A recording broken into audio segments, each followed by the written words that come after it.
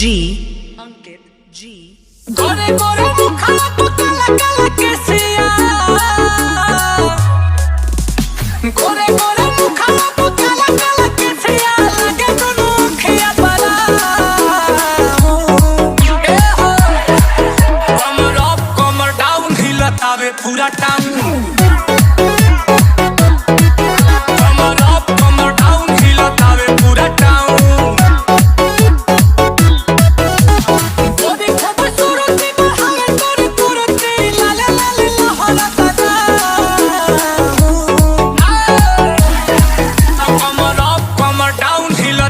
पूरा टाउन कमर अप कमर डाउन हिलतावे पूरा टाउन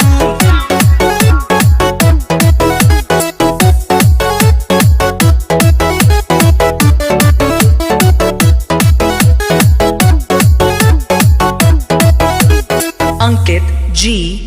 काला ड्रेस पर काला चश्मा कागज पर स्टाइल गुच्ची के परफ्यूम लगा के मार लो स्माइल काला ड्रेस पर काला चश्मा कागज पर स्टाइल गुच्ची के परफ्यूम लगा के मार लो स्माइल जाके ब्यूटी पार्लर में तो मेकअप करो तारू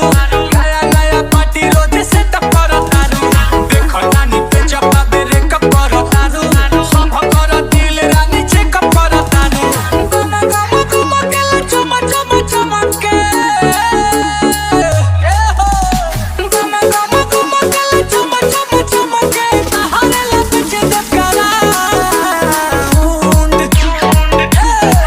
कमर अप कमर डाउन गोरी हिले पूरा टाउन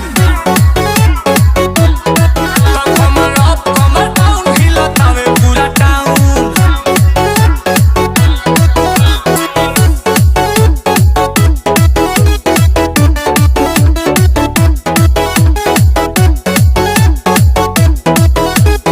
अंकित जी हाई हील में कील करेलू